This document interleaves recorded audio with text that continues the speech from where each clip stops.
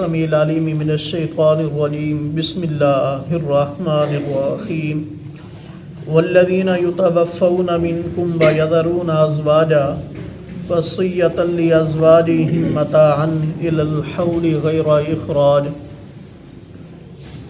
درمیان میں اللہ کریم نے حکم دیا کہ اپنی نمازوں کی حفاظت کریں، خاص کر کے درمیانی نماز کی، اور کسی صورت بھی نماز چھوٹنے نہ پائیں۔ پھر اللہ کریم فرماتے ہیں وہ لوگ جو تم میں سے فوت ہو جائیں اور اپنی بیویاں چھوڑ جائیں تو وہ وصیت کریں اپنی بیویوں کے بارے میں 1 سال تک ان کے خرچے پانے کی اور ان کو اپنے گھر میں رہنے کی اجازت دی جائے۔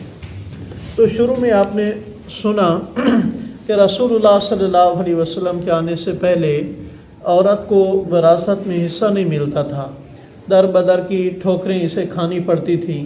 تو اللہ کریم نے یہ حکم دیا کہ اس کا وراثت کے اندر حصہ ہے۔ ایک تو اسے خامند کا وارث ٹھہرایا، دوسرا اللہ تعالیٰ نے اس کی ایک عدت مقرر کر دی، 4 مہینے 10 دن تک اس کا خرچہ پانی رہائش ادھر ہی ہوگی۔ جب اس کی وارث ہے تو رہائش میں بھی شامل ہوگی۔ اور یہ ایک استحبابی حکم ہے کہ 1 سال تک وہ ادھر رہیں، 1 سال تک اسے دوسرے ورثاء اسے نہ نکالیں، سختی کر کے نہ نکالیں۔ ہاں وہ اپنی مرضی سے 4 مہینے 10 دن پورے کرنے کے بعد اپنی مرضی سے کوئی فیصلہ اپنے بارے میں کر لیتی ہے تو یہ کیا ہے؟ جائز ہے۔ اب عدت کتنی؟ 4 مہینے 10 دن ہے بیوہ عورت کی، اگر اس کے پیٹ میں بچہ نہیں تھا۔ اگر اس کے پیٹ میں بچہ ہے تو اس کی عدت تب تک ہے جب تک بچہ پیدا نہیں ہوتا۔ اب حضرت ابو سعید خدری رضی اللہ تعالیٰ عنہ کی بیٹی کا خامد قتل ہو گیا۔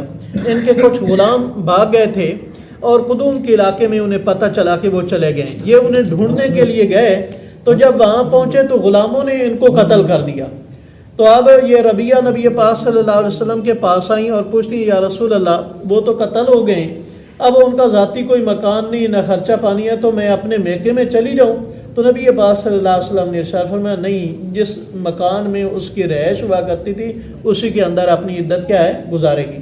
باقی یہ اس نے ہار سنگار نہیں کرنا، سرما نہیں پہننا، خوشبو نہیں لگانی، کوئی بناؤ سنگار والے کپڑے نہیں پہنے ہیں، عام سادہ کپڑے جو پہلے روٹین کے چل رہے ہوتے ہیں وہی پہننے ہیں۔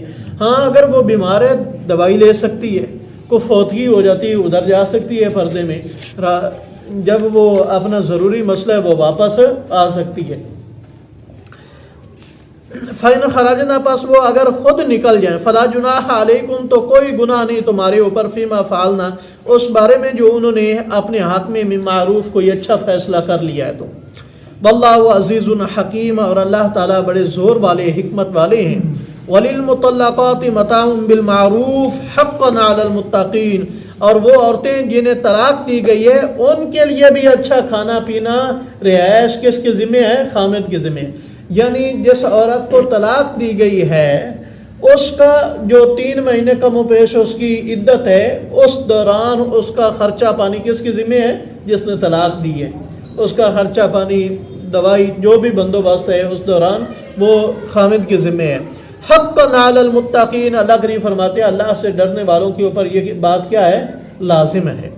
کذالک یبین اللہ لکم آیاتہ لعلکم تعقلون، اسی طرح اللہ تعالیٰ نے تمہارے فائدے کے لیے اپنی آیتیں کھول کھول کر کے بیان کر لی ہیں، لعلکم تعقلون، تاکہ تم عقل سے کام لو، تاکہ تم سمجھو اور اس پر کیا کرو؟